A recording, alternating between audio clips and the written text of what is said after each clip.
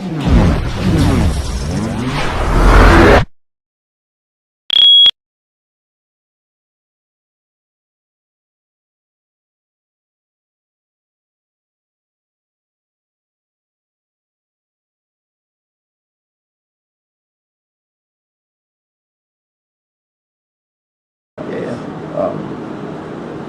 Sheikh, thank you very much for receiving me in your home. It was a great discovery for me after I wrote my first book here that you have, to discover that from your studies of the Islamic texts, you come to basically the same conclusions as me and others come from perhaps a more materialistic approach. And I was very interested to take this opportunity to visit Malaysia, to come and visit you, because I don't believe in coincidences. And when suddenly you have people from very, very different backgrounds that come to the same conclusion, and I believe we're not the only ones, there are other people from even other faiths and other backgrounds that come to the same conclusion, that we are into a very important time of the history and the world. I was very interested to meet you and share ask you perhaps some questions and share some ideas on how do you see this end of, maybe not the end of the world, but what I call the end of our world. The end of history. The end of history. Yeah. And I was very interested in reading in your book the point of view of an Islamic scholar on why we're getting to the point where we cannot continue the way it is. Well, first of all, the pronunciation is Piero, is it? Yes. Yeah. My brother Piero, I don't believe that our coming together is by accident. That the Lord God it is who has brought us together. And I'm grateful to Him for this opportunity to meet with you. I've been reading your book, Survive the Economic Collapse. You got it? I've been reading your book, and I've been pleasantly surprised that your conclusions are not only the same as mine, but you have a more advanced thought than I have on this subject, and I'm learning from your book, and I have much more to learn from you. I think the proper approach is we all learn from each other. The second thing I want to say to you about the way we respond to your book is that the Quran teaches us that in the end time you need a particular epistemology if you are to read the world correctly and to understand why are we moving towards this critical moment when everything seems to be coming together for one catastrophic conclusion. And that proper methodology is that we bring two oceans of knowledge to harmoniously integrate with each other. One is the ocean of knowledge of external observation and inquiry, external observation and inquiry, and the other is the ocean of knowledge of internal probing and internal insight. You don't need the insight alone, you also need the probe. And when these two oceans of knowledge combine together and are harmoniously integrated, you will then have the proper epistemology for reading the world correctly. And I came to the conclusion from page 1 that you are not writing this book on the basis of one ocean of knowledge alone. I don't know whether you recognize it, that you've been blessed with internal insight, spiritual insight, and the Lord God provides to whomsoever He chooses. that insight. So I congratulate you on this book that you have written, and I hope and pray that out of this meeting today we can collaborate in the future. And when I am no longer in the world, because you're still a young man and I'm an old man now, that my students, we have one from Switzerland right here. So we believe that the proper epistemology will lead us to a conclusion that history is moving towards a climax which cannot be explained without some insight into the subject of the Messiah. So eschatology is important. Eschatology is important for understanding peak oil, for understanding the mountain, for understanding the fraudulent monetary system, for understanding a political system which seeks to impose world government on mankind. So one people will rule the world. The eschatology will explain why it is that we are now moving towards that military confrontation where the Western world wants to force Russia and China to their knees. You must submit. Even if the whole world has to blow up in nuclear war, we don't care. We don't care. Even if most of mankind must die, we don't care one bit.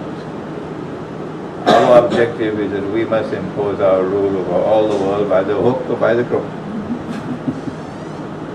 And the Lord God in His kindness has sent us a Russia, which today says we are not going to submit. We will not bow. And no matter what you threaten us with, it doesn't matter, we're not going to submit. So we are heading towards a conclusion in which there will be an awesome military confrontation. The term Messiah was used to explain that it's all connected with the Holy Land. It's all connected with Israel. It's all connected with the Son of Mary, who was sent into the world as the true Messiah. And that they rejected Him. And they demanded His execution.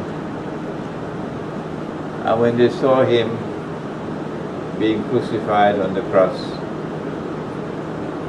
they boasted, "We killed Him. The Messiah, the Son of Mary, the messenger of God, the Messiah, we've killed Him." All sarcasm because they rejected Him. They say He was a bastard. And because He was not the Messiah, and because the Lord God promised He will send them one who will be the Messiah, and who when He comes will bring back the golden age when David and Solomon ruled the world and Israel became the ruling state in the world. They're waiting for the Messiah to come. He was not the Messiah, so we're waiting for the Messiah to come. So there's a messianic age that is to come. And then came the Zionist Judeo-Christian alliance, which emerged out of nowhere and which then swept the stage of history. Everything was pushed aside. All civilizations were pushed aside. And a new Western civilization emerged, commanding the stage of history, controlled by the Judeo-Christian Zionist alliance. And they are the ones who brought the Jews back to the Holy Land to reclaim it as their own. They are the ones who restored the state of Israel in the Holy Land. They are the ones who now are preparing to dismantle the United States of America so that Pax Americana will give way to Pax Judaica in the same way that Pax Britannica had to give way to Pax Americana. Pax Judaica cannot come until the world is depopulated. And that's why you have the big war that's coming, the nuclear war. So what remains after the nuclear war, the remnant of the world that will remain, can be more easily controlled by Israel. Israel must rule the world. And they're almost there now. They're almost there now. When the big war takes place, the US dollar cannot survive. It probably collapsed before that, if not with the war. The entire system of paper and plastic money will go. Electronic money will stay for a while. And who controls electronic money? The banking system. And who controls the banking system? The Judeo-Christian Zionist Alliance. They control it. So Israel has within her hands the theoretical capacity to rule the world, the post-Armageddon world. It is after that that our Prophet said that Allah, Almighty God, would create someone who would impersonate the true Messiah. So he will be born in Israel, and he will grow up, and he would assume the rule over Israel, and then he would declare to them, I am the Messiah. Is that what you write? And Dajjal? Yeah, Dajjal. Okay? We are moving towards this catastrophic end or conclusion because this is what he needs to be able to establish his monstrously evil rule over the world. This is what he needs. But the good news is that the world is created as a moral order, and hence truth and justice must always triumph in the end. It does not matter how few they are who stand up for truth and justice. It doesn't matter. It doesn't matter how many there are on that side who support forces of injustice and oppression and falsehood. This side must win because the world is a moral order. So we have no need for despair, being demoralized, but those of us who come to the same conclusion belong to a fraternity, belong to a brotherhood. And we must combine our forces together with love and with mutual respect, and support each other and help each other, like your book is helping me. This is my answer to your question. Why are events moving towards this conclusion? A very, I think, difficult question, perhaps, and one that I have difficulty to answer when people ask me, is to give a timing. And from your study and scholarship of the texts,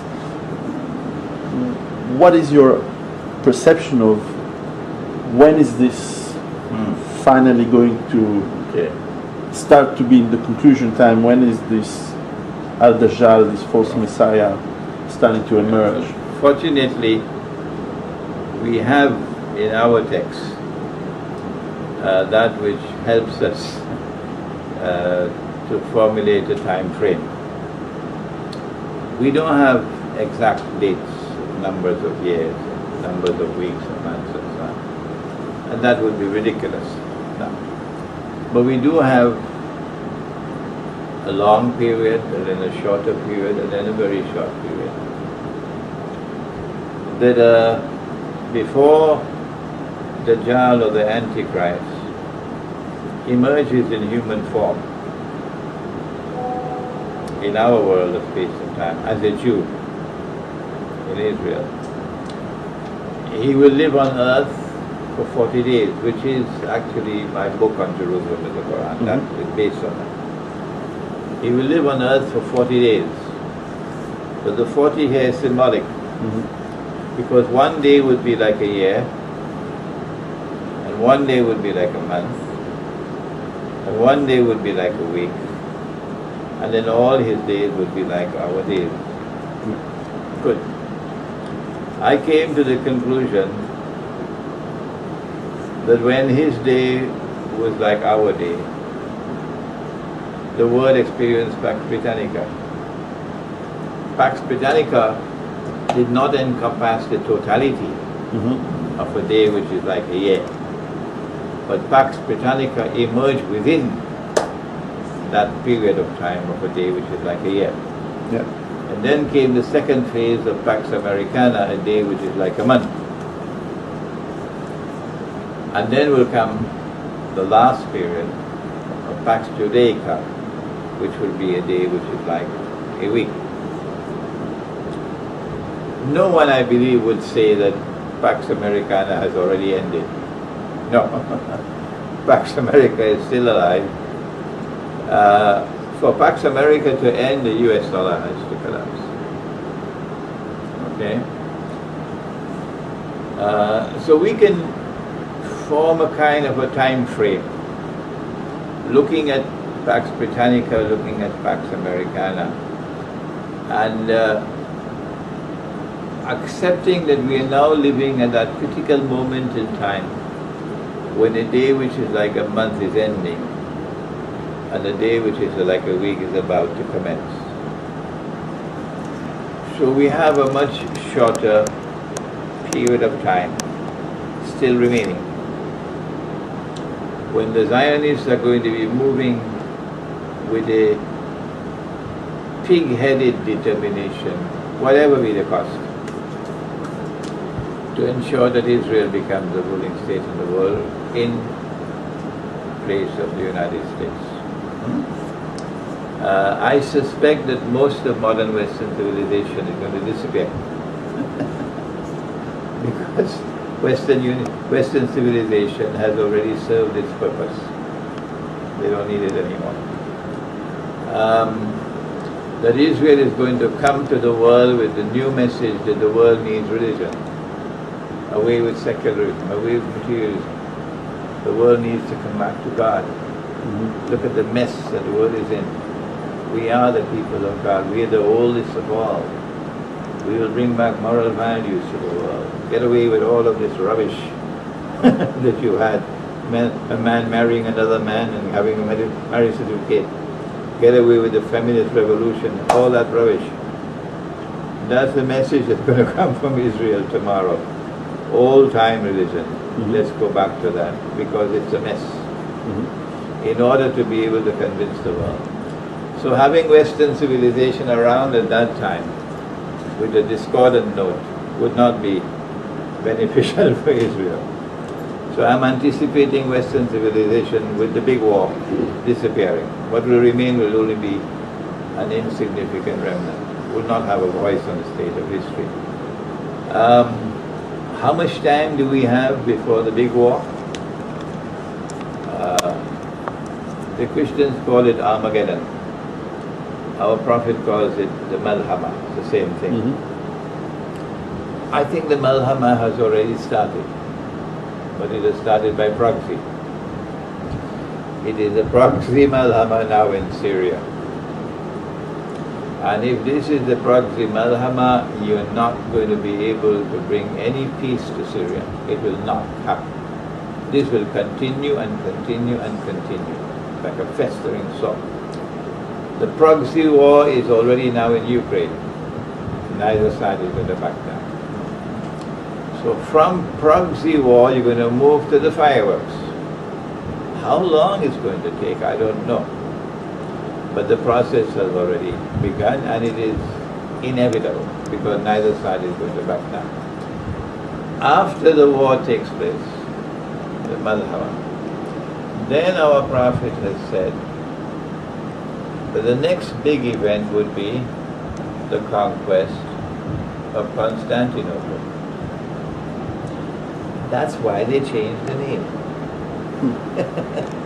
And that's why they made it illegal in Turkey to use the name Constantinople. Because they wanted to brainwash the world into believing that the conquest of Constantinople prophesied by Prophet Muhammad was the one that took place in 1453. But that's a lie. That's false. The Prophet praised that army and he praised that commander. We can't praise Sultan Muhammad Fateh, who took the greatest cathedral of Orthodox Christianity and converted it into a masjid, to the eternal shame and disgrace of the world of Islam, to the eternal shame and disgrace of the world of Islam, to take the cathedral and convert it to a masjid. So away with that rubbish. The conquest of Constantinople comes after Armageddon or the Meltdown. He said that birds flying in the sky during the big war will fall down, indicating that they can't navigate, indicating that the radiation that comes from nuclear warfare will so corrupt and pollute the atmosphere that nothing can fly. So you no longer will have aerial warfare after the Malhama. Warfare after the Malhama will be on the land and on the sea, not the air. Western civilization has had their greatest military advantage over the rest of mankind because of the control of the sky. So it's going to be a level playing field now. The conquest of Constantinople will take place on the basis of an alliance between Muslims and Orthodox Christians. Eastern Orthodox Christianity. The conquest of Constantinople has only one military significance, only one, nothing else. And that is it's going to break the backbone of NATO. The Western world has maintained control over the Bosphorus for the last centuries. They did it through their friend and ally, the Ottoman Empire. The Ottoman Empire was the friend and ally of Western Christianity. And Western Christianity used the Ottoman Empire to brutalize unjustly Eastern Orthodox Christianity for 500 years, enslaving their women and using their women as slaves in their harem. Lots of them Russian women. Taking Christian boys and converting them to Islam, and then training them to be the elite fighting force, the Janissaries, Christian boys. So the Christian Orthodox world had to fight their own sons. You see? How much time is there left before the Malhama? We don't know, but we believe it has already started. After that comes the conquest of Constantinople, which will free the Bosphorus. The military significance being that Russia will survive Armageddon. Russia will survive the Malhama. Because this has no significance other than the Russian fleet, navy, being able to pass through the Bosphorus into the Mediterranean. So we can tell NATO now, with confidence, we can say to NATO, Russia will survive the war that's coming. And the Russian Navy will be able to pass through the Bosphorus into the Mediterranean, and that is the significance of the conquest of Constantinople. It is after that that we now have the appearance of the Antichrist. This is the timeline that we have.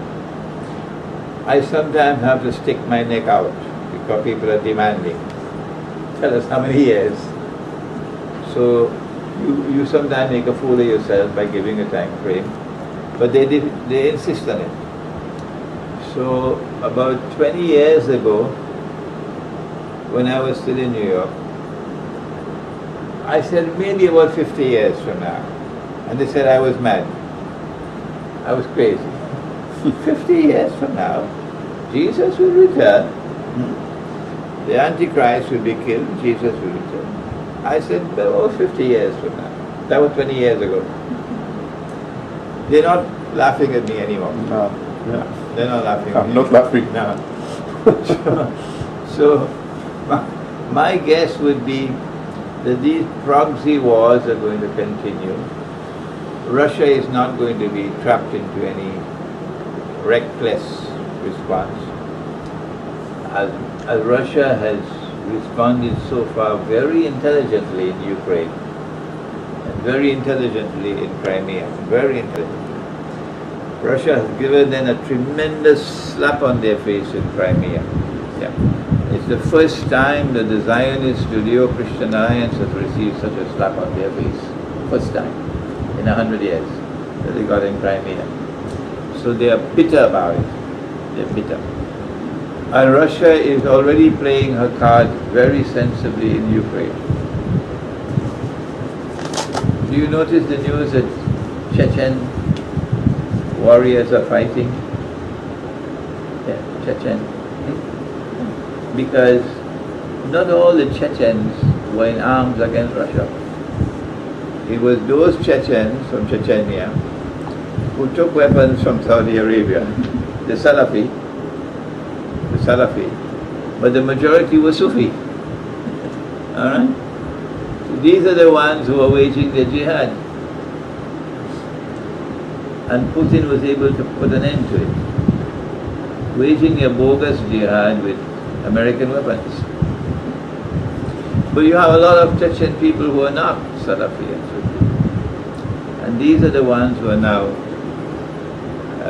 being used in Ukraine. That's what the Western world did in Syria. That's what they did and are still doing in Syria. That's what they did in Libya. So Putin is paying them back in their same coins in Ukraine. So Russia is handling the situation very intelligently in Ukraine, and I'm very pleased about it. Russia will survive the Malhama, and the Russian fleet, the Russian navy will still remain a potent military force. My guess is maybe about 10 years from now, we may have, before the fireworks, the nuclear war. And after that, maybe another 15 years or so, a short period of a day, like a week, before we have the final encounter of Dajjal, the false Messiah, and the true Messiah returning to kill the false Messiah. And then we have history ending with the triumph of truth over falsehood and justice over oppression and tyranny. My answer was too long for you. No, it's very interesting because obviously coming from a pure materialistic analysis of the reserves of oil, of the risk of collapse of the, as you said correctly, the bogus currency that the dollar, and not only the dollar, but most currencies, the paper currencies are going to collapse, and I think the dollar is the first one. In my opinion and my calculation, it's very hard that we can manage more than 10 years from now. And then of course starts the time that is going to be the struggle, the difficult times where a lot of people who are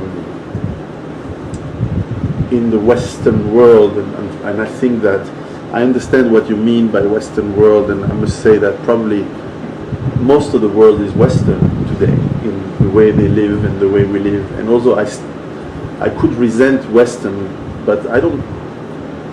A lot of Europeans today, it's a minority, but a lot of them don't consider themselves anymore Western. We believe that what we used to consider the Western world is not anymore what it is today. I feel when people say, you're the Western civilization, I don't feel part of it anymore. I don't recognize myself into what it is today. That's good. Even America, when I was a child, I used to admire a lot of things in America.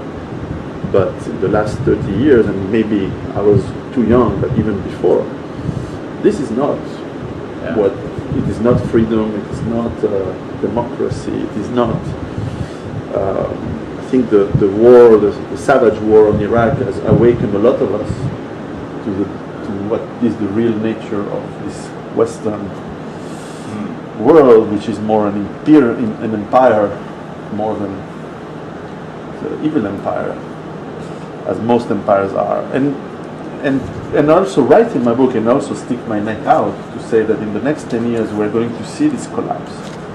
And then the question, of course, is, and I write most of what I put in my book, is how you survive into that collapse to hopefully what is going to be in the end, as you said, the triumph of truth and justice, and I believe certainly a better world. But the struggle is going to be difficult. And I was curious to have your opinion, because you write in your book Surah Al-Khaf, forgive my pronunciation, about the Islamic village, and from what I read is very similar to what I explain in my books as the sustainable autonomous base. So it's a different name, but certainly the ability to have autonomy in water, food, perhaps some energy as well as we need it, knowledge, ability to defend yourself, and the social ability to have a happy life with the people around you. At least that was my approach, and I was very interested to see how you see this Islamic village in this light. Modern Western civilization, and those who identify with it and who support it, particularly in use of power to impose its rule over the rest of mankind, is a ship which is sinking. And all those who remain on board that ship will sink with it.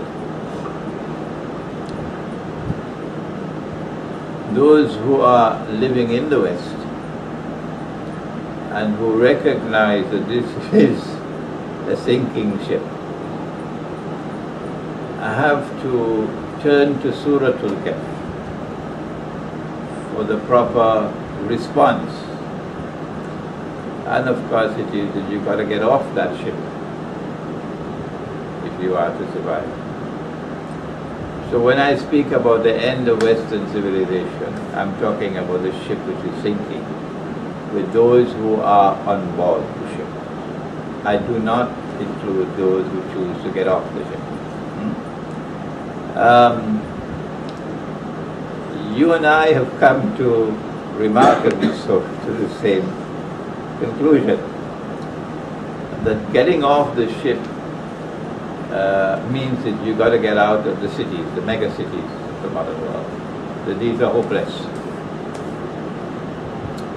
Those who choose to stay in the mega cities, like Paris, should solve their problems themselves.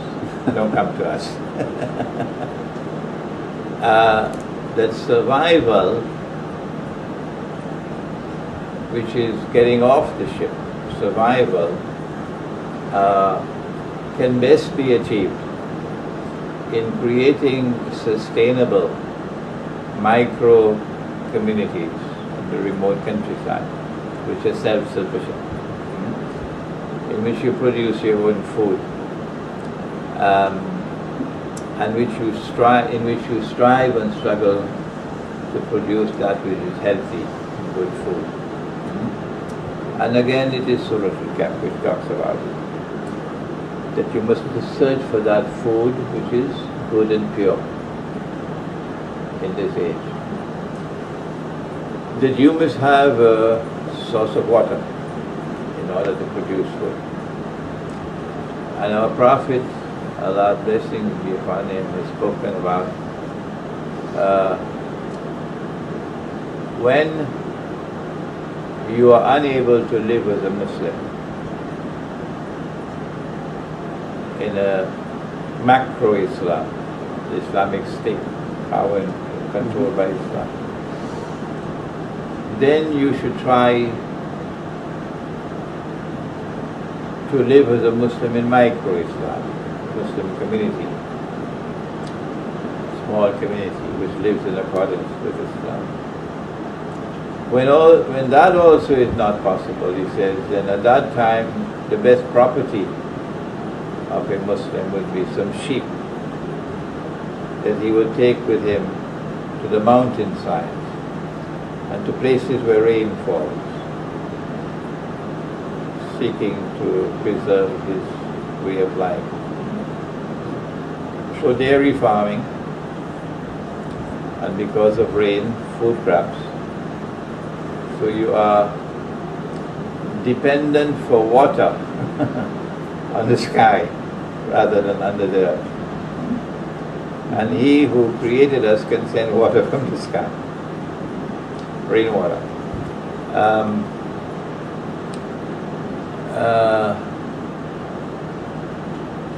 If we choose to get off the ship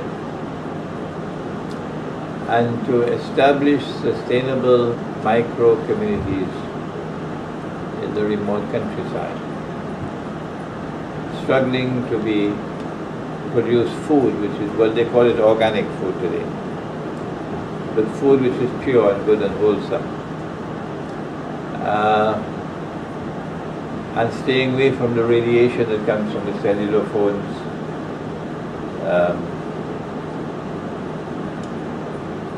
and create communities where men would be men and women would be women. It's becoming increasingly difficult today to find a woman who's a woman. True. And increasingly difficult today to find a man who is a man. He prophesied that men will dress like women.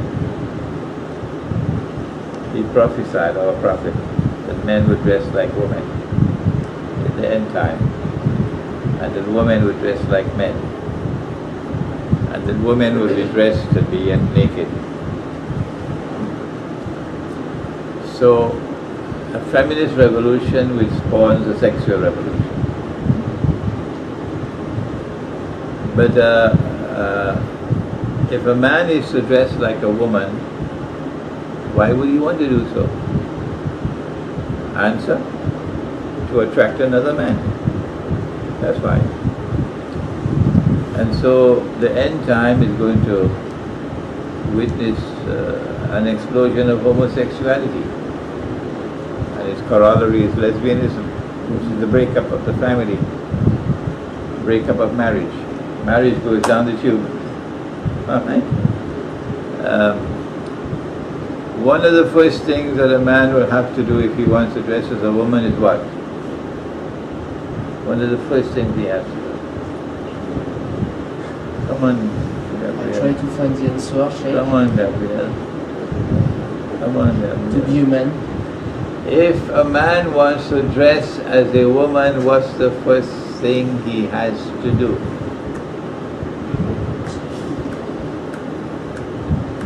Piero can give you the answer because he got a beard. Probably shave, unless you want to win the Eurovision. The first thing he has to do is to get rid of the beard. Because the beard will give him away. The beard will give him away. The reason why the Lord God put a beard on the face of the male is to distinguish the male from the female. Yeah.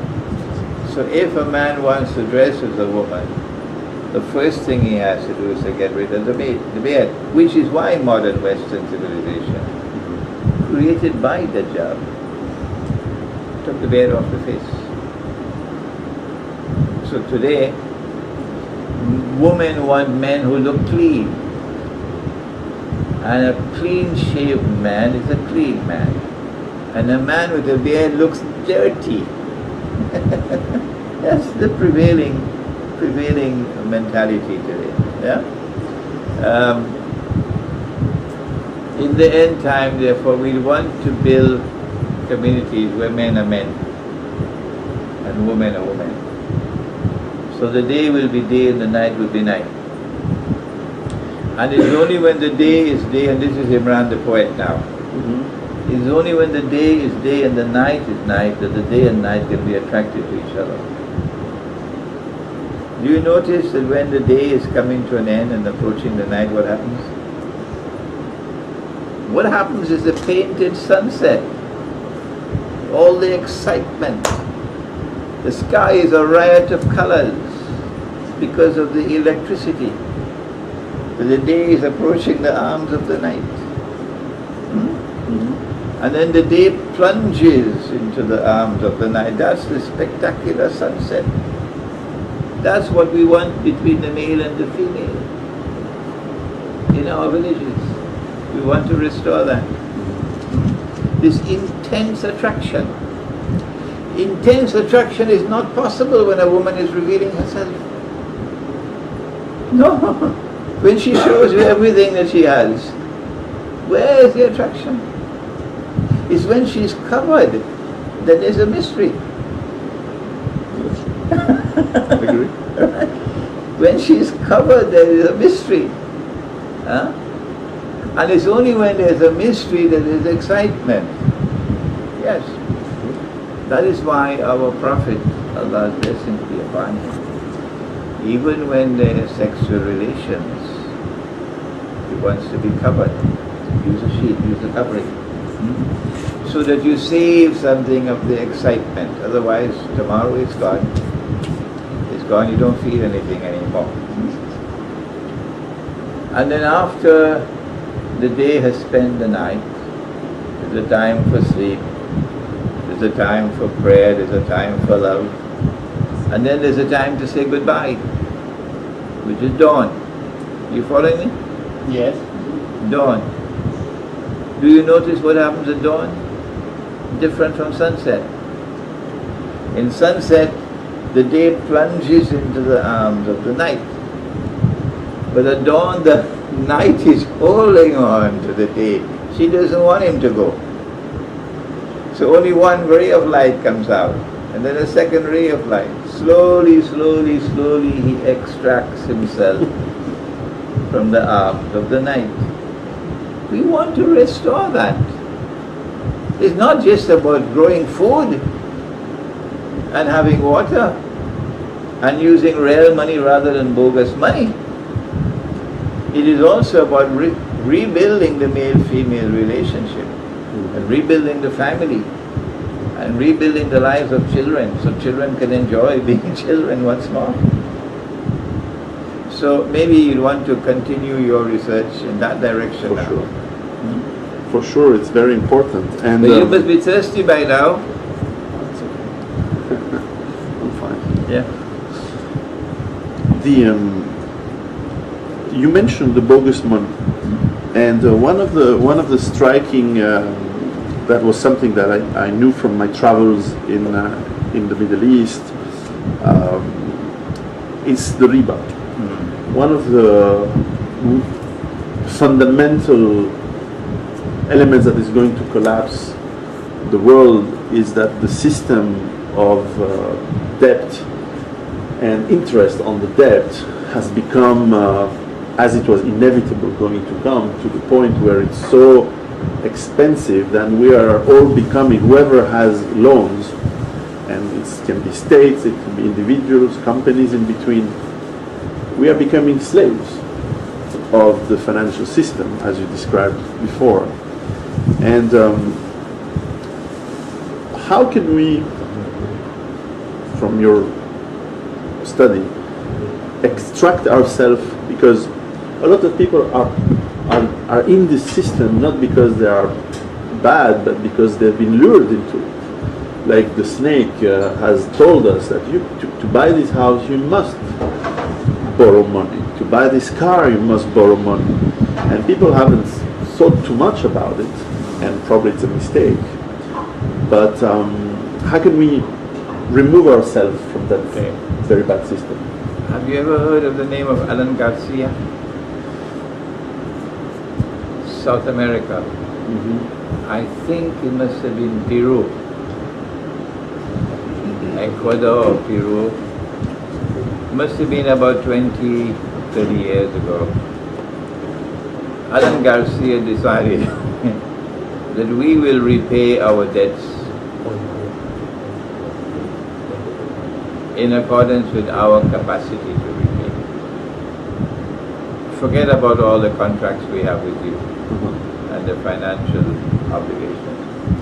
We will repay our debts in accordance with our capacity to repay. And our capacity to repay will depend upon what is our income. So if you enslave us, you get no money from us. I don't think, I think he said we're going to be able to pay 10% of whatever is our income towards our debts, not more than that. That was some creative thinking on the part of Alan Garcia. Was he killed for that? No, I think he was eventually overthrown and something like that happened to him. That's the first step. Yeah. But our response in Islam would be, first of all, that you have to have governments that will stand up independently, like Russia is doing today. A government which stands up to them, to the banking system and so on, to the IMF, to the Judeo-Christian world order, and decided we're going to put our interests first. We saw that in Saudi Arabia with King Faisal, 1969 to 75. We saw that in Pakistan again at the same time with Bhutto, when Bhutto and Faisal formed the alliance. We saw that in Venezuela with Chavez. We're seeing that in Bolivia with Evo Morales. Okay? From our perspective, the first thing that we will do is to unilaterally repudiate all interest obligations on loans. We're not paying the interest. Do what you want. However, we have an obligation to repay the capital sum, and we will do so. Number two, that we will repay the capital sum in accordance with our capacity to repay, based on the methodology of Alan Garcia. If you were to adopt such a policy, that means that you're on the road to freedom. They don't want you to be free. No. They want you to be enslaved. Exactly. So they're going to land the Marines, and it's going to be imperialism all over again. Yeah? Except this time we have Russia, and this time we have China, but not prepared to submit. I think that the recent agreement between Russia and China for the supply of gas over the next 30 years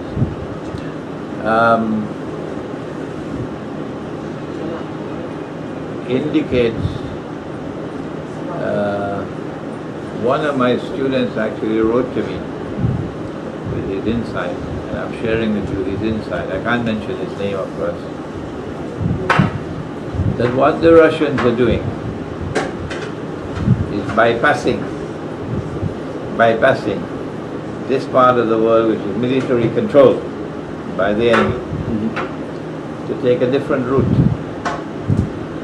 If you have Russia and China in an alliance, and that deal is most certainly a very important pillar of an alliance, okay? And then you have an alliance with with China and Pakistan. Because when they did the Bin Laden circus, where they said they killed him and they threw his body in the ocean and then a big fish came and swallowed it, that's the way the story ended. The Pakistanis immediatly decided that this is going to be used as a pretext to attack Pakistan. So the Pakistani Prime Minister flew immediately to Beijing, and the Pakistani President flew immediately to Moscow. Beijing responded with a response that absolutely shocked and surprised them in Washington and London and Paris and so on. China said what China had never said before. Never. China said an attack on Pakistan will be an attack on China. Full stop. Full stop. Okay? You don't ignore a statement like that. Alright? So if you have that kind of an alliance between China and Pakistan, and you have that kind of alliance between Russia and China, do you notice the geography of the new supply routes that are now emerging? Bypassing this part of the world where they control. They control the water, they control the air, they control everything. I therefore see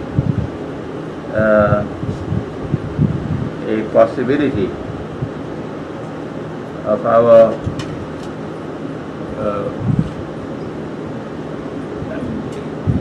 what do you call it?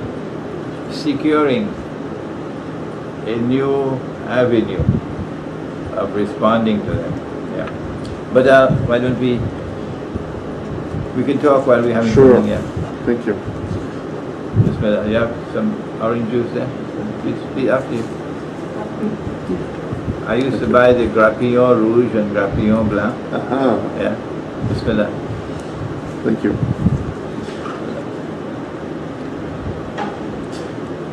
The reason I asked this question on the debt is because, and this is a question a friend Algerian friend living in the UK has asked me to ask you. I think it's a very good question. How, if a lot of us move, as I'm trying to do in creating a small community in the Swiss Alps, and as if you describe, you advise the people who understand Islam in the correct way to move and create Islamic villages, to have their autonomy in eventually these small communities, how can they avoid to fall back into the traps which seem also common in humanity, which is all the, I guess we call it sins, or all the bad habits?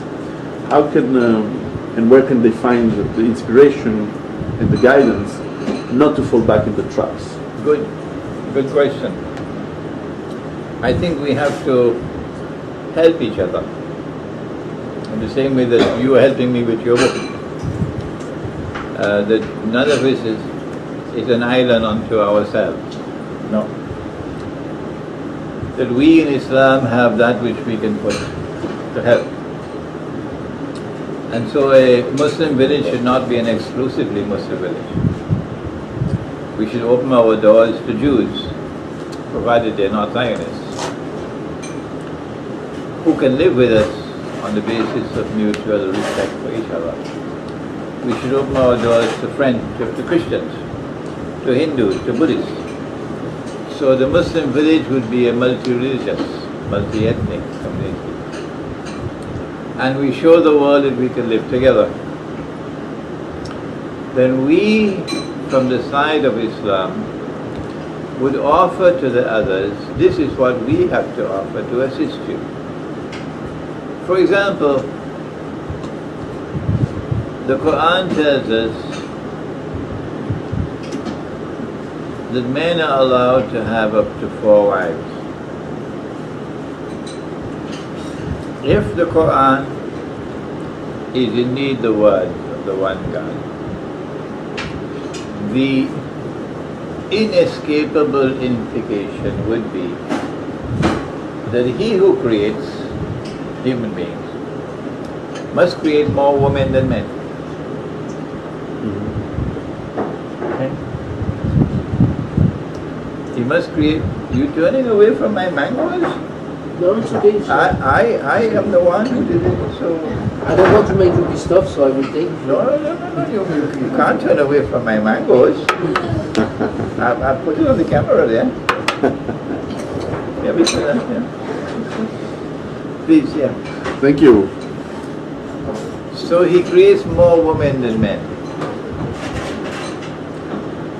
And then comes Dajjal, who teaches us that good men have only one wife. Monogamy is the new fashion. You can have as many monikers as you want if your name is Bill Clinton.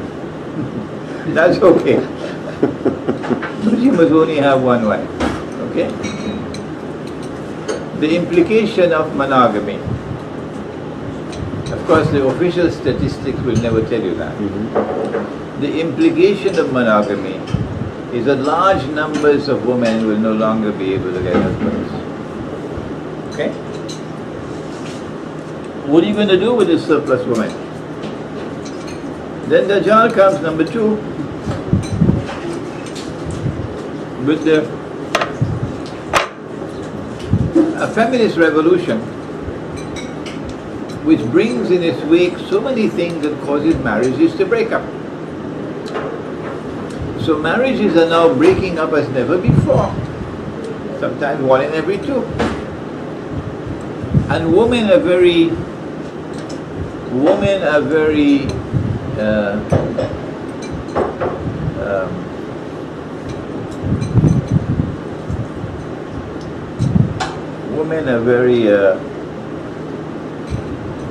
emotional. I can't find the correct word. That when a woman has had a first divorce and then she's had a second divorce, now she's scared. Yeah, of course. She's scared. She doesn't want to go back down that road again. 2 divorces. I think it's true for men as well. Yeah. So you're going to have a very large number of women now, increasingly large number of women now who are single, who would prefer to be married but cannot be married. And then comes the third attack from Dajjal, and that is the cellular phones and the radiation and the damage being done to male sperm production with genetically modified food and so on. And so the male sperm is too weak to produce a male child, and only females, baby girls being born. We already have the medical evidence for it. People who work for putting up the cellular towers, they report only baby girls. Only baby girls. So we are moving towards an explosion of a very large number of women in the world who cannot find husbands. How do we solve that problem? In our Muslim village, we'll be able to show to the other communities who are living with us, we have a way of solving it. That our Quran tells us that there are 2 categories of women with whom men can have intimate relations. 2, not 1. Okay. 2. The first one is wives. But the law is that you have to maintain your wives parity. If you give this one a Mercedes Benz, you can't give this one a Hyundai. Okay. No, something less than a Hyundai. We presume that there won't be much Mercedes in the future. Fiat. No, the Italians are not going to like me. In Malaysia, there's something called a kanchil. Yes. All right. So you can't give her top of the line Peugeot and give her a kanchil. Okay. Not in Islam. No. There must be parity, justice. And the Quran says that if you fear that you would not be able to maintain that standard of justice with your wife, then stay with only one. Well then what do you do with the other women? The Quran then speaks about a second category of women with whom you have a contract which is similar to a contract of marriage, but she has a lower status, in that you do not have an obligation to maintain her at parity with your wife. No. You maintain her at your level that you're capable of. Okay? Number 2, that your wife has inheritance rights, but she does not have inheritance rights. And these are usually women who cannot get husbands, who need men to maintain them, care for them, who need to have intimacy but don't want to commit sin. Okay? So the Quran refers to this second category as those whom your right hand possesses. What has happened in history is this has been identified with slavery. And the scholars of Islam who have bought that nonsense say, well, no slavery today, so this category is now gone. Cold storage. But we are now trying to restore what is in the Quran.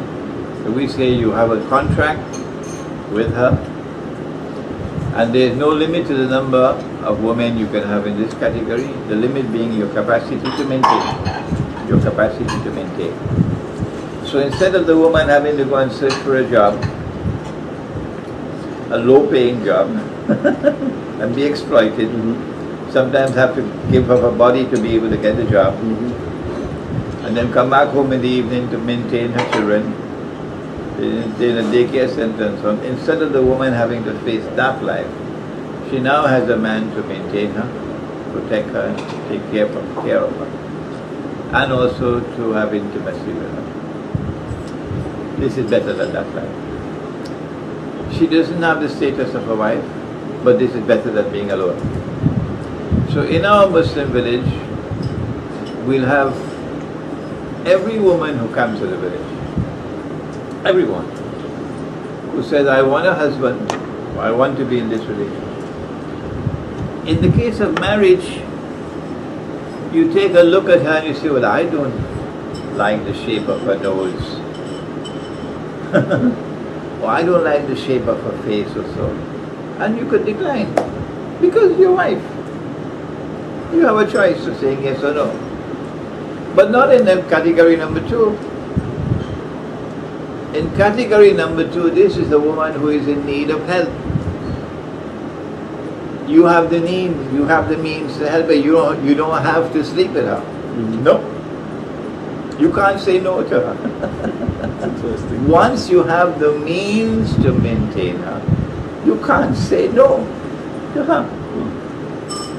You don't have to sleep with her. If she wants to have the sexual life, and you find yourself incapable of it, you can say to her, well, take a little time until I find someone, and I can get you married. Okay? But in the meantime, you have a roof, you have food, you have clothing, and you have protection and security. Yeah. So in our communities, we will be able to offer solutions to problems like these that other communities can benefit. Interesting.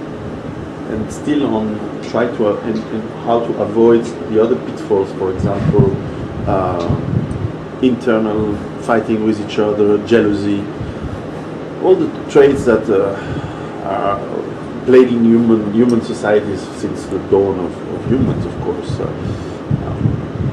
You see that because if I take an example, I've traveled a lot in many countries which are, at least officially, they're Islamic. And that's why I say that it's also part of the West. I don't see much more virtue or more behavior that is better than anywhere else. No. And you have the same problems, perhaps with even more hypocrisy. Yeah.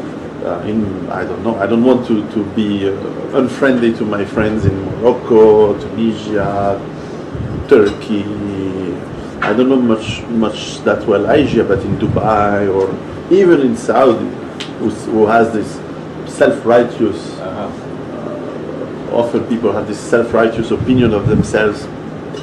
In reality, you see the same sloth and perversions and misbehaviors and greed and avarice as everywhere else in the world. How can we avoid to fall back into all these? Well, the sinking ship is first of all for the malhama, the Western world. But that's not the end of the story. The Quran speaks about every town and every city becoming a sinking ship. Yes. And so our solution is, we can't solve your problems. our ways to get out, to withdraw.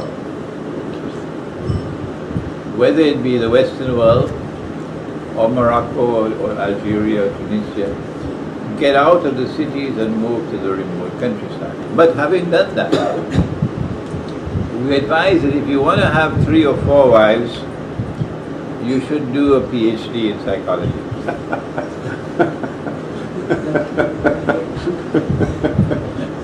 Because this is a part of human nature. This cannot be changed. Yes. This is part of being a human being. That there are going to be jealousies, and there are going to be rivalries. Even the Prophet himself, Allah's blessings be upon him, with his many wives. And he became so fed up with the bickerings that he decided to boycott all his wives for 1 month. And for 1 month he boycotted all his wives. And when the 29th day of the month came to an end, he then left his seclusion and went to his favorite wife, Aisha. She said, "Why have you come? The month is not yet ended." He said to her, "Aisha, sometimes a month has 29 days. This is the lunar month. And sometimes the lunar month has 30 days. Okay?" So she was very petulant in her reply. "Why have you come? The month has not ended yet." So you will not be able to solve all problems in the village. It's not going to be such a utopia. This is part of life. This is part of life. Divorces will take place. Even in the Muslim village, there will be divorces. Quarrels will take place between husband and wife. Oh yes. It happens all the time. But you have to know how to deal with these problems. You must have mechanisms in place like divorce. In the case of the second category of women, the Quran says, make an agreement. In the event that she wants out of this contract, what are the conditions she has to fulfill? Similar to a divorce in a marriage, okay? So we will try our best in our small micro communities to restore life as it was once upon a time. But even once upon a time there were always problems. One of the elements that always exists with humans is trade. People produce food and maybe want to trade some of that food with people who produce many manufactured goods. For example, he who makes shoes wants to trade and so on. One of the basic inventions of humans has been money. Money can be very useful, and as long as it's worth something, and it's recognized to be worth something. Today we live in a world where paper money is based on no real asset. And I, like you in my books and in your books, we are very fond of going back to the gold and silver as real money and value. Now, fortunately for us, we have not yet had the fate of people who are recently pushed for gold, like Gaddafi in Libya. And certainly it was part of the reason there was so much terrible attack on him. And Saddam Hussein as well tried to use gold for some of the trade, for petrol, for oil. And I believe we understand why there is so much anger at anyone who pushes back to go back to reality. Do you see gold and silver as being the money that is going to be used in the future in those villages? My position is that unless we can restore real money, and real money does not have to be metals. If there's a shortage of gold and silver in the market, then in Medina the Prophet ﷺ would use dates as money, would use wheat as money. barley is money, salt is money. In the island of Java in Indonesia, you use rice as money. In Cuba, in the Caribbean, you use sugar as money. Commodities of food consumption which have a shelf life, which are in abundant supply in the market, and which has intrinsic value, can be used as money. This is not barter, this is money. So our project of withdrawal from the cities would be a failure, catastrophic failure, if we do not in our micro communities restore real money. That is an absolute imperative of the Muslim village. Fortunately for us in this part of the world, dirhams and dinars already been minted. A young man from Switzerland out there is already part of the system of marketing dirhams and dinars. I have some inside the home. I could show you the dirhams. We have them in 1 dirham, in 2 dirham, in 3 dirhams, silver. And the technology is there now to mint it with precision.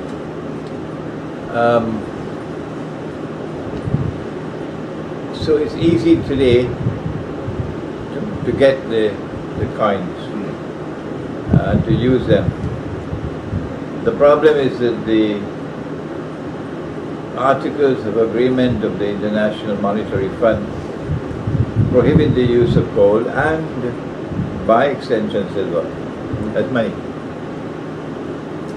So any government which recognizes dinar and dirham as legal tender will be in violation of the obligations under the Articles of Agreement of the IMF.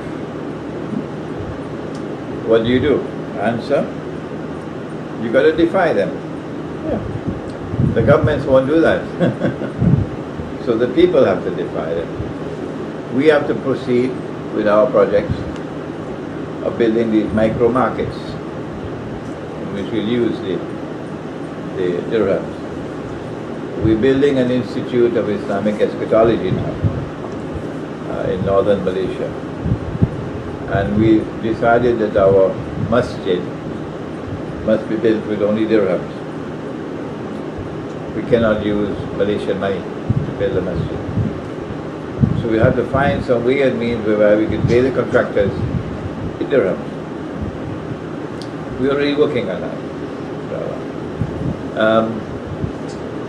In those places where dirhams and dinars are not available or in short supply, then we say the alternative is to turn to commodities of food consumption, which have a shelf life. So we won't use mangoes, we won't use animals, which are in abundant supply, which have a shelf life, and which have intrinsic value. Makes sense. I have two last questions, but one a little bit controversial perhaps. We have in Europe a very large population of people who are Muslim,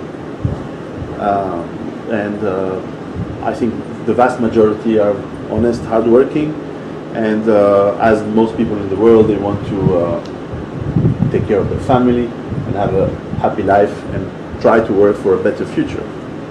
Now, unfortunately, some people of that community, and I don't even think we can honestly say it's a community, but certainly some people who are moved to Europe or have been born into Europe from people who have origins from Middle East or North Africa, and claim to be Islam or following Islam, doesn't mean that they're necessarily following the truth. Misbehave in a very serious way. Some examples, for example, in the Nordic country, I can't remember if it's Norway or Sweden, but for example, there was a statistic where over a few years, 100% or very close to 100% of the rape, for example, were from people who were claiming to be Muslim on local Swedish or Norwegian woman. And of course the media, when I understand the media gives always a distorted vision of those perhaps facts. And I wanted to have your opinion on this massive flow of people, which for many Europeans start to look like a colonization, or at least the perception is that. And I wanted to have your opinion because it strikes me when I've been traveling in the Middle East, and such things never happen. It doesn't happen in Algeria, it doesn't happen in Jordania, it doesn't happen. And suddenly it happens in Europe within those populations. Could it be they are misguided? Could it be they are lured? Could it be they believe into some sort of misguided holy war against European people? Certainly this is what a lot of Europeans perceive, and growing number of Europeans perceive. And with a lot of people in Europe, we try to avoid what could be another reason for civil war or fighting. So what's your opinion on that? My advice to those Muslims resident in Europe, in North America, at this time, is to make hijrah, go back home. Do not remain in Europe, particularly if you have children. And when you go back to Algeria and Morocco, Tunisia, don't go to the cities, go to the countryside. That appears to be the only way that you can survive with your faith intact. Because the nose is tightening around your neck more and more.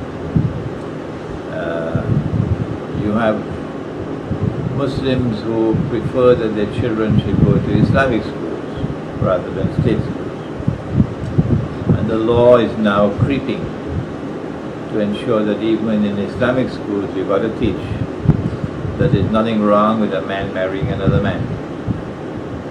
So already there in Canada. And if you want your child to be exposed to that, you should be shot. You're not a father and mother. No, you should be shot. So survival requires you to get off that ship, go back home. The problem is that most of these people who have left Algeria and Morocco and Tunisia and Pakistan and Bangladesh and so on have gone to Europe and the United States following a dream of wealth, a good life. So this is economic migration. And people who migrate for economic reasons usually have religion as a low category.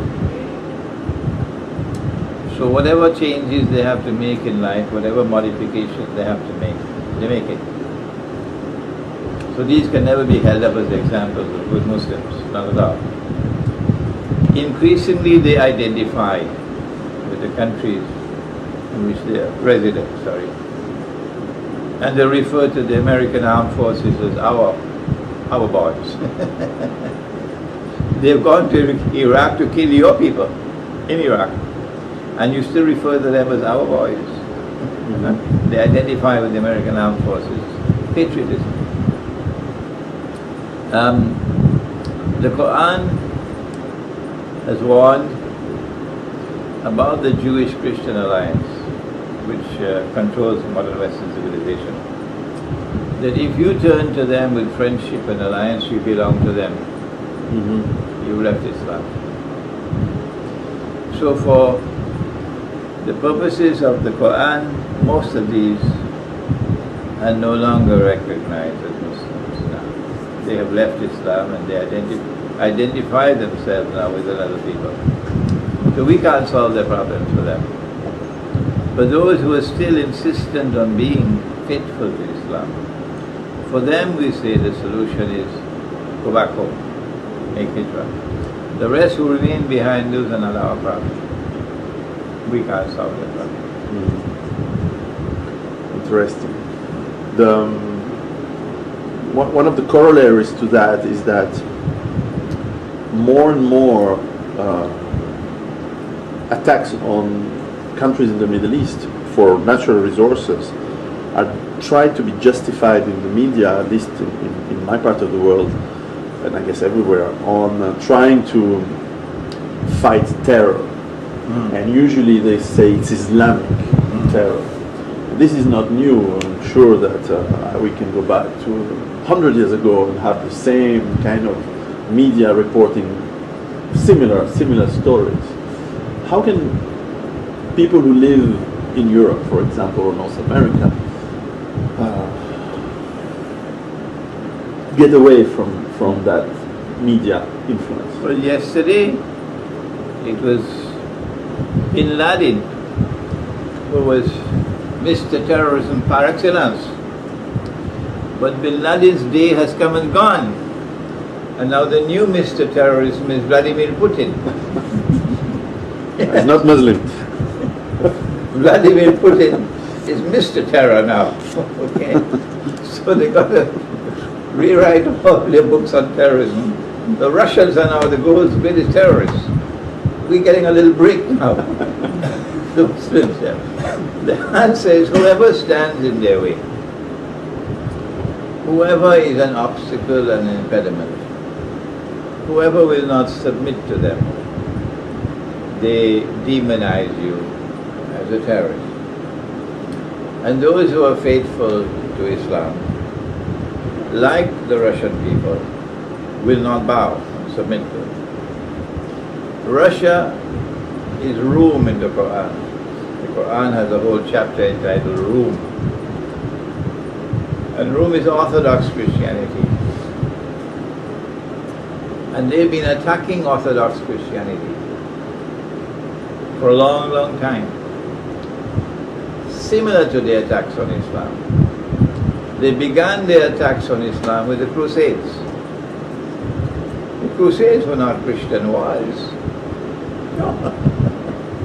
The Crusades were Western Christianity's wars, because Orthodox Christianity was not a part of it.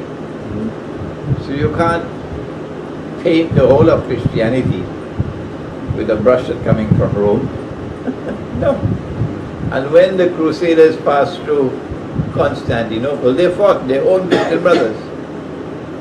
Yeah, they fought their own Christian brothers. The Crusaders, on their way to Jerusalem. So the attack on Russia is similar to the attack of terrorism on Islam. What they did was that they were complicit in the rise of the Ottoman Empire, Western Christianity. They were complicit. They constantly had alliances with the Ottomans, Britain and France. And they used the Ottoman Empire to stab Orthodox Christianity in the back consistently for 500 years. They loved that. When the Ottoman army was about to conquer Constantinople, the Patriarch appealed to Rome for help. Rome replied and said, "We will help you on the condition you give up your Christianity and you accept ours." And Orthodox Christians replied and said, "We prefer the turban of the Sultan to the hat of the Cardinal." Yeah. So the attack on Russia was launched from that time of the Ottoman Empire. They used the Tatar Muslims in Crimea as slave raiders, raiding Russian villages, seizing people, enslaving them, and then selling them to the Ottomans. So the Ottomans would have a ready supply of slaves. So it was very magnanimous on Putin to then turn to the Crimean Tatars and say, "We will help you now. We'll help you." They're very magnanimous of them. Because the Russians must be hating them. the Crimean Tatars. And then when they were about to take Jerusalem in 1917, the British Army is about to take Jerusalem in November 1917. They want exclusive, there should be the exclusive voice to speak about affairs concerning the Holy Land. Okay?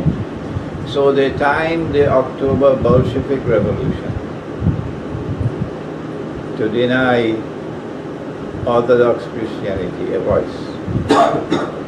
That's why the revolution took place in October. The revolution took place in October for a second reason. October 1917. Because Britain and France had a secret alliance with Russia in which they offered Constantinople to Russia. And when the Russian armed forces were within arm's length of Constantinople, they then stabbed Russia in the back. Because the Bolsheviks, as soon as they took over from the Russian monarchy, took Russia out of the war. For one reason, so that the Russian armed forces will not take Constantinople. That's why. Then they imposed communism and the Soviet Union, which set about destroying Orthodox Christianity. Okay? And so Russia suffered and suffered and suffered for all these years. And then in 1954, they handed over Crimea to Ukraine. Why? Because Israel was created 6 years earlier. And Israel's security is paramount. And the Russian fleet has been in Crimea for 200 years or more, 250 years. So the Russian fleet must get out of Crimea. So you hand Crimea over to Ukraine, 1954. And then came the time for the Zionist creation, the Soviet Union, to be dismantled.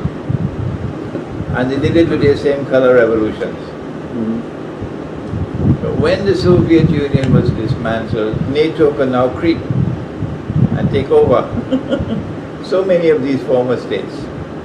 NATO is expanding. The prize that NATO wants is Ukraine. That's the prize.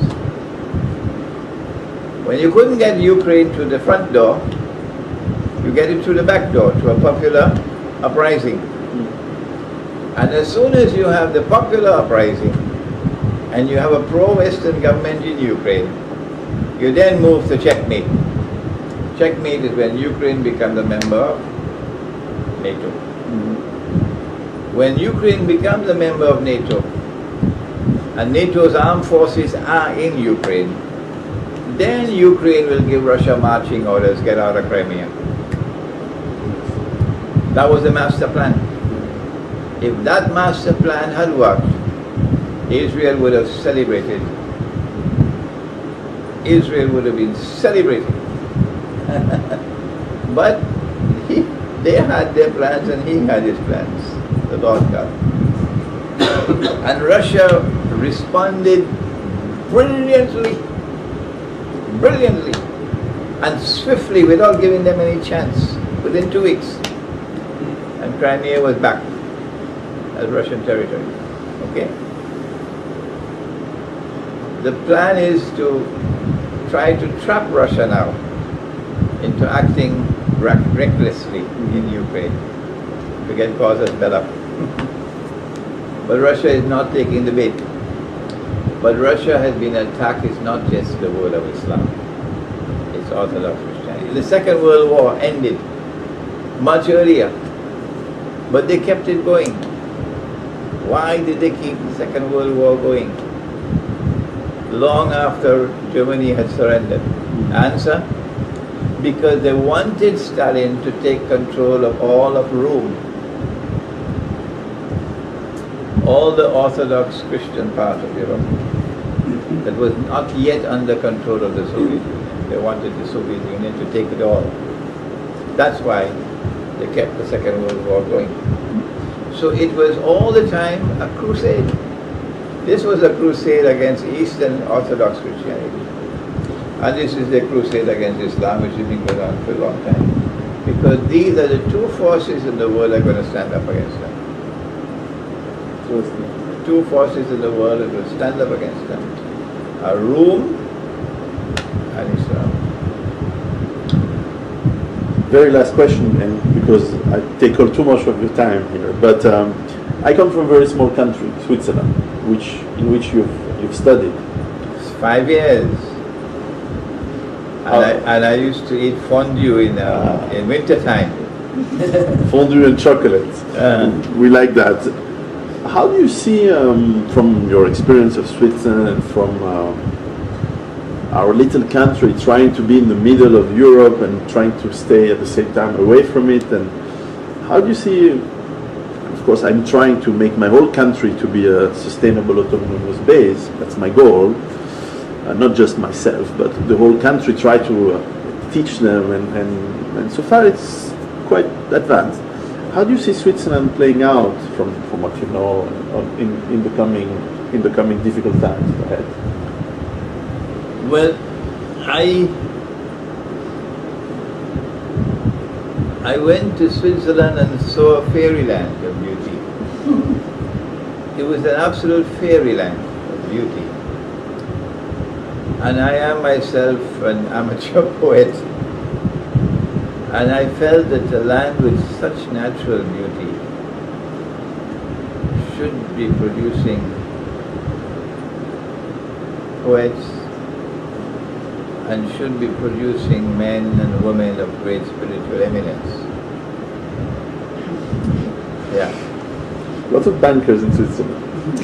Instead, I went to Switzerland and I found the people who were far, far more interested in the Swiss franc. It's true. Yeah. It was a shocking experience for me. Shocking experience.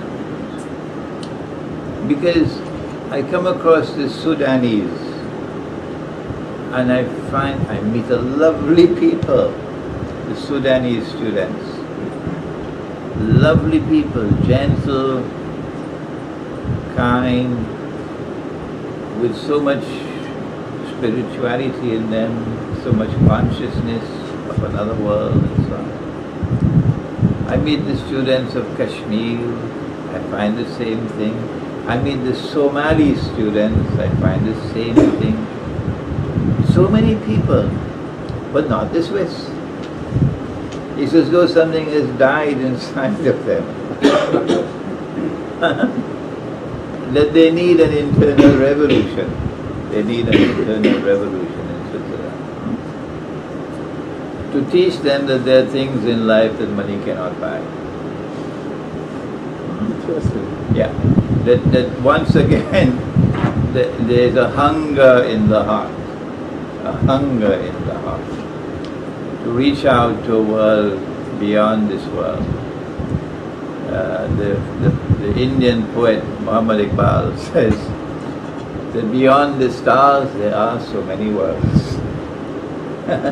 If you're going to live your life confined to only this, will you not try to reach out to worlds beyond the stars? Meaning to elevate yourself to a higher standard of desire beyond the material world. Your approach of sustainable communities which are disconnected from the grid should strike a chord amongst the Swiss, because they are certainly very concerned about survival. Okay? And they have an experience, they have a history. The Swiss chalet up in the mountains, you have to store your food for winter time. Because for whole winter you won't be able to come down into the valley. So they have an experience of this kind of life, of self-sustaining life, what is needed is the internal revolution which allows you to see with internal sight what otherwise cannot be seen. So you have this conjunction of the two oceans. But you already have it. It's there in your book. Well, thank you very much for your time. But you did all the questioning and you didn't give me a chance to ask. Oh, if you'd like to ask me some question, I'll be very happy.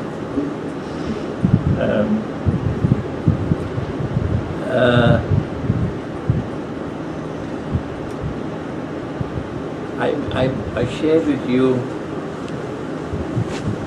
this prophecy of the Prophet of the river Euphrates and the mountain of gold.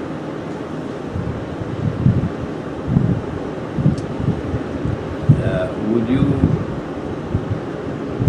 ponder over it for a while and let me know whether you see anything more than what I have shared with you?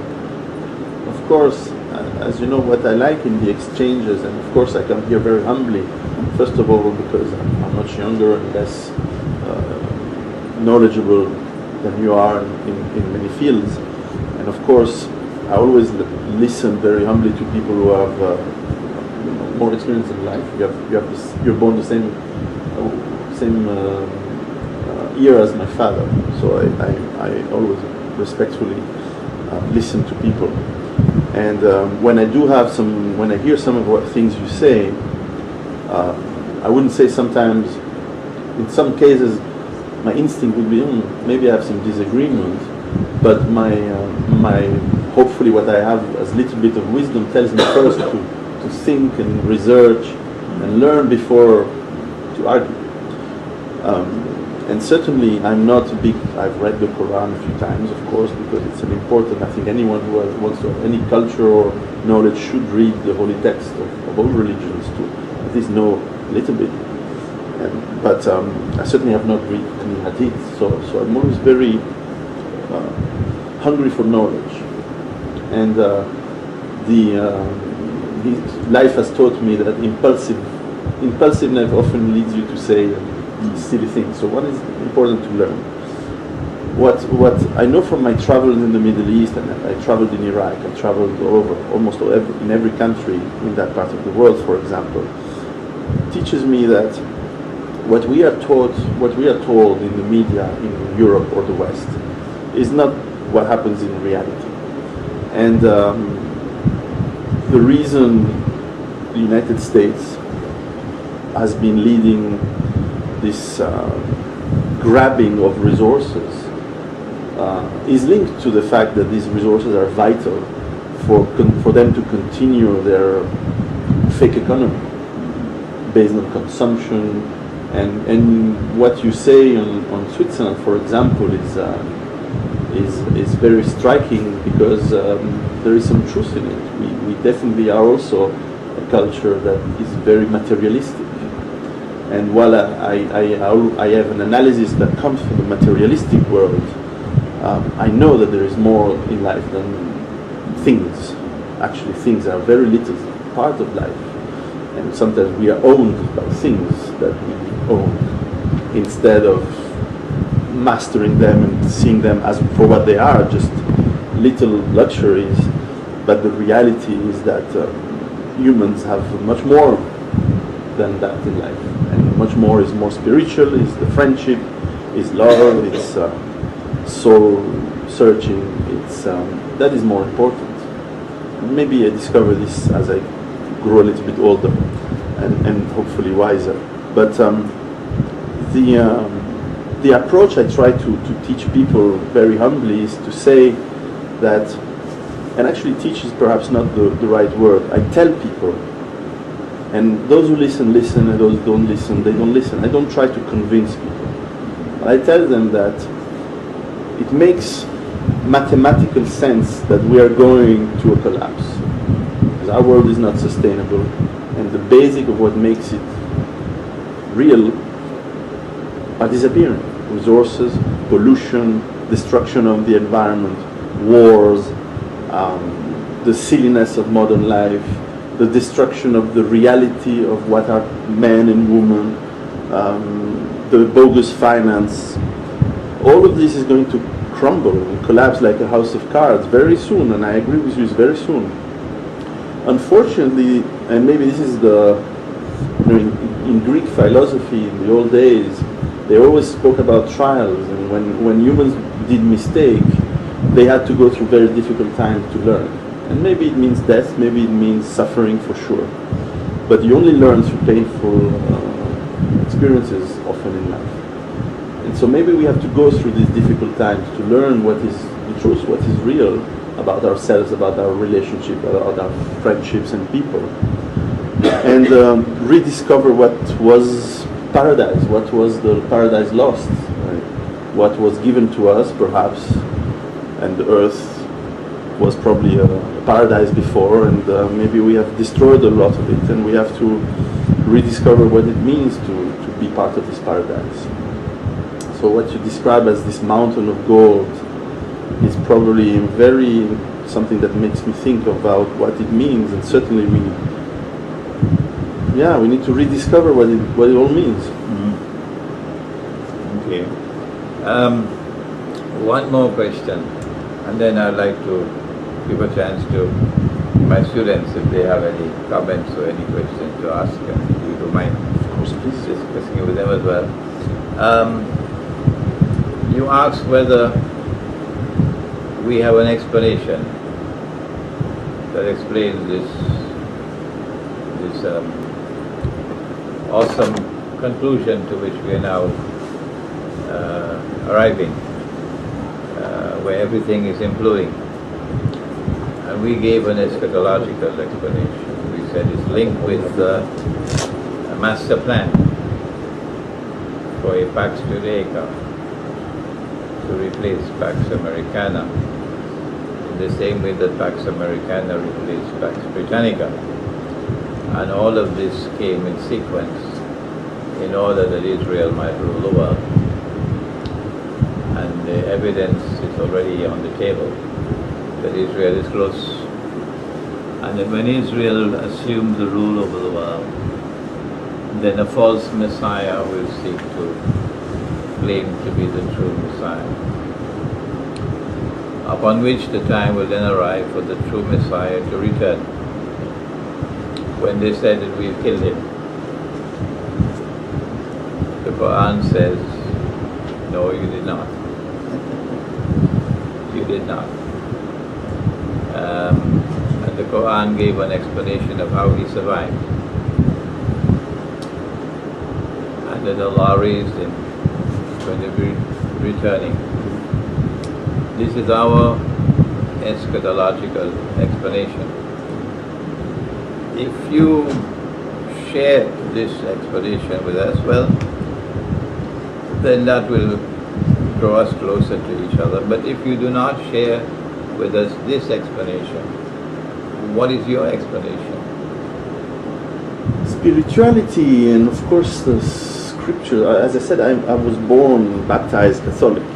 So when I was a child, I was told that Jesus was the Messiah, and of course brought to mankind the truth of the Word of God. And of course, when I went through school and I did Catholic school, maybe I grew disenchanted with the church, which is not the same thing as the faith, the way I see it.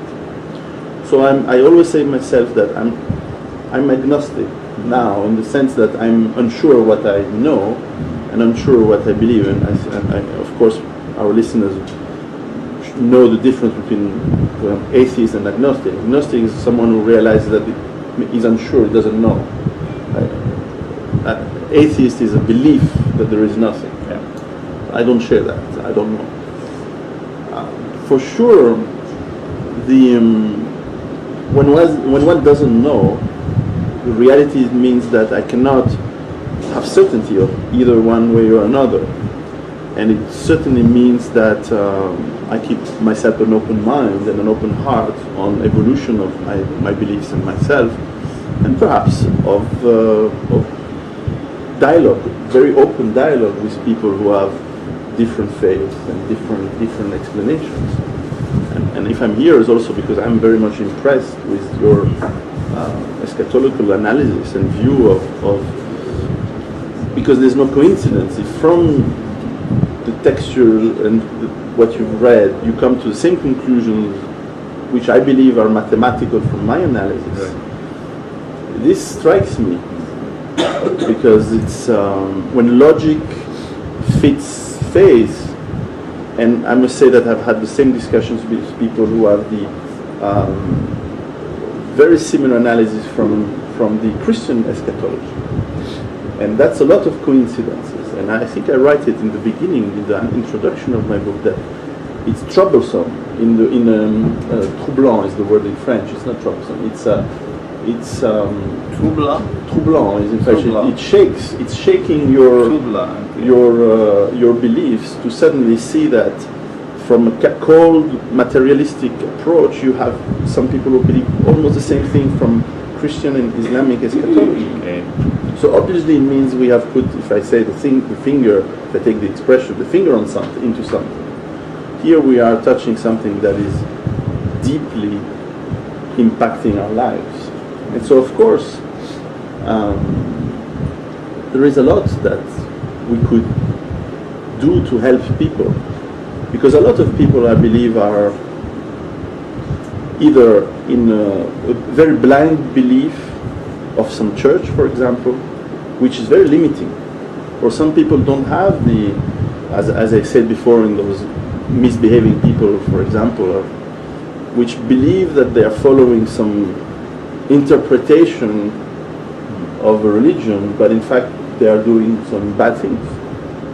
And I believe no religion tells you, no faith, no word of God should tell you to do evil things.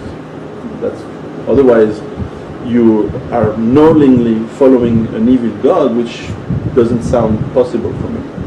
Well, it's clear that you do not reject our Islamic eschatological explanation, no, I do not. And that you hold out the possibility that it can be valid. And there's much similarity between our Islamic eschatology and Orthodox Christian eschatology. Now let's open the door to our students. If any one of you have any comment to make or any question to ask. Where's Jalal? I'm not seeing him. Okay. Right, okay. And my two grandsons have not fallen asleep as yet.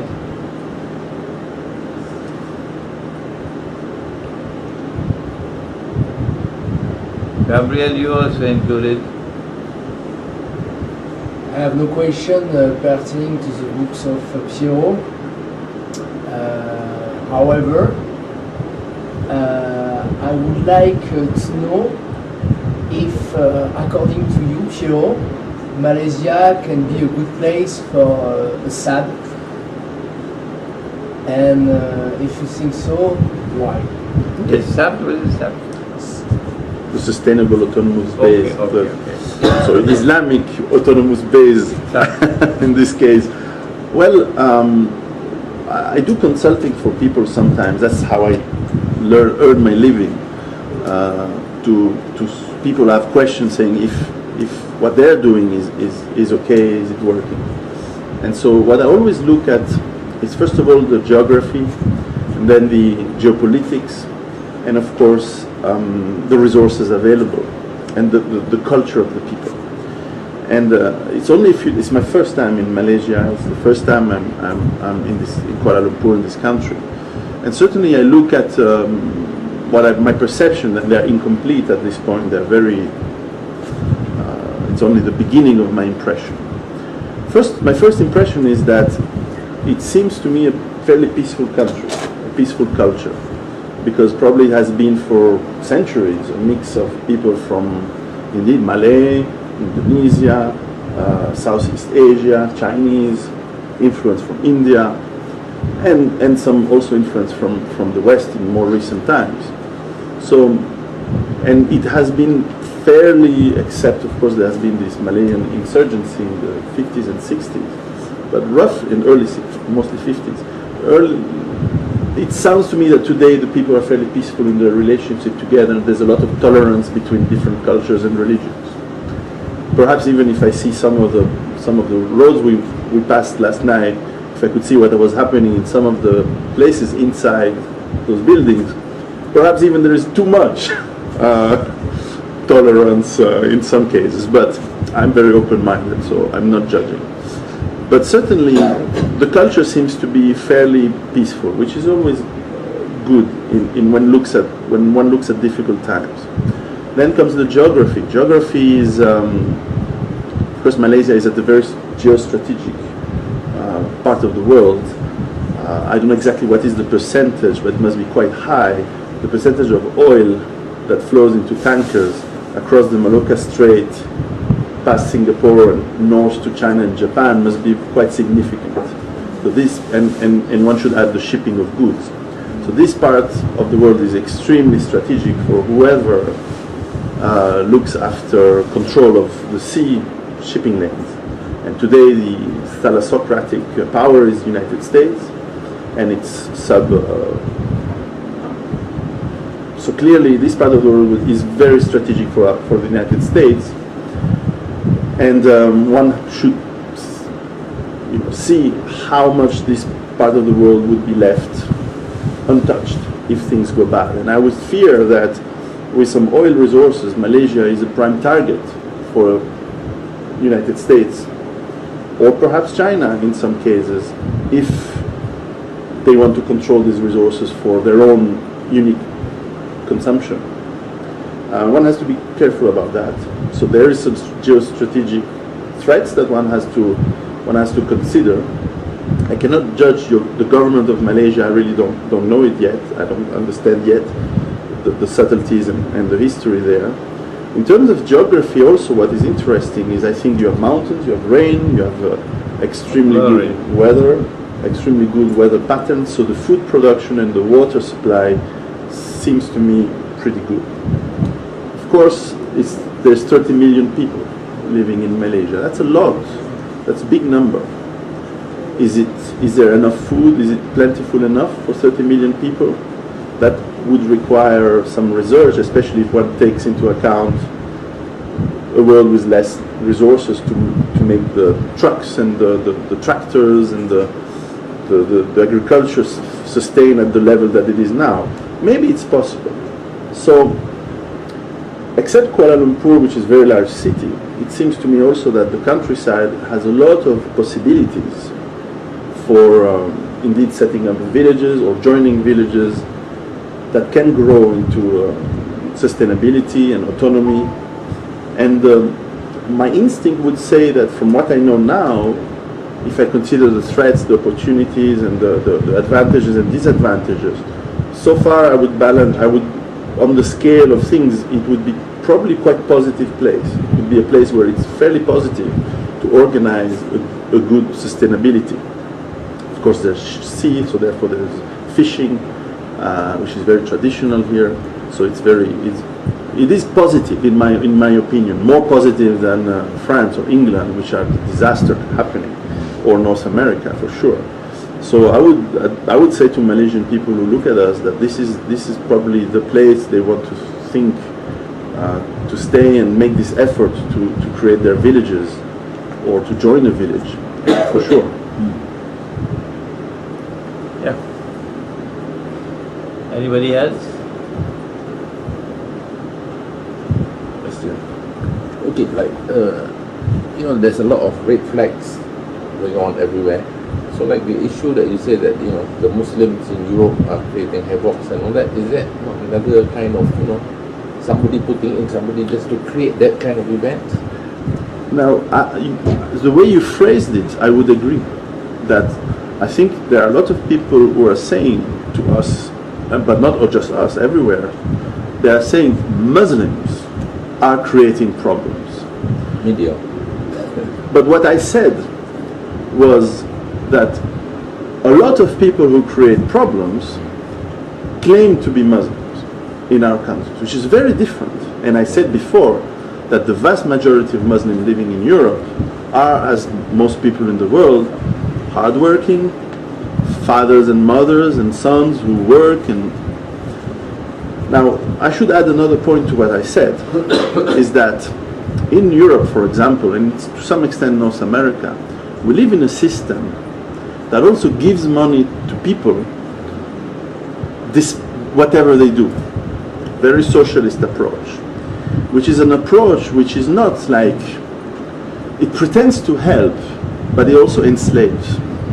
Because once you're a slave and you become a beggar, and you were not a beggar to start with, you moved there, and to move to a country you needed energy. My family is from Italy. We are originally from Italy, and we moved to Switzerland. It takes energy, and you want to go to work. And if you move to a place because you can become a beggar and you will have a great life being a beggar, it means the system is forcing you to that. And then the system will tell you, if you're a beggar, it's because the evil white men are making you a beggar and they don't want to give you a job because they are racist, which I believe is not true. But this is what they're also saying to these people. So my opinion is that the media, and who controls the media, are creating the problem which then they will use to make civil war. Because that's a way to divide and conquer. They will take a population in Europe, they will bring immigrants to lower the wages and to bring in people from a foreign culture and land and religion. They will make sure that most of them or some of them are becoming destitute and begging for social help. And then they will explain to them that the reason they are destitute is because people are racist, which I really believe they're not. The vast majority is certainly not. And then they will tell the people in Europe, see, these people are beggars, they don't work, they are parasites, and they're also criminals because some of them will become criminals. And they claim to be from Islam, and therefore Islam as a whole is criminal and bad and so on. And this is the perfect condition for civil war. Maybe they will take profit from that civil war, just as the same people take profit from all the wars, at least that I know of in the past centuries. All the wars, it's the same families who made profit from the banks and the big industries from all these wars. So the reason I asked the question was to try to understand why Muslim scholars, or certainly they don't, I'm sure they are, as the Sheikh here does, but they're not on main medias. And clearly the question includes the answer, is because the media don't want to show peaceful position. They want to have, they want to show that there is anger and there is animosity and there is hate. And that's why they use this hate then to send these people to make so-called jihad in Syria and in Libya. And then they bring them back and they use them to shoot people in the street so that they maintain this tension. Again, coming from I can take a